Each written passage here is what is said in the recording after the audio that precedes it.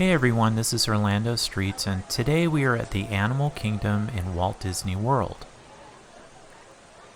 There is this cool little trail on the south side of the Tree of Life in the middle of the park on Discovery Island. Along the trail, we get a close-up view of the Tree of Life, which features more than 300 animal carvings.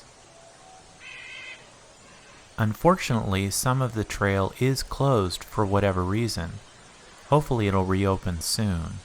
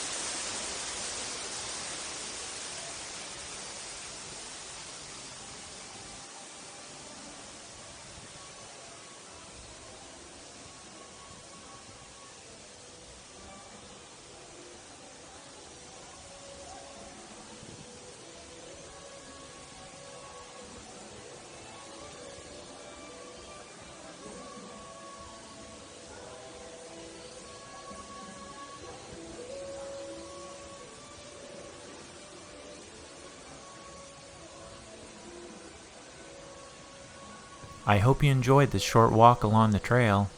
Merry Christmas, everyone. Bye-bye.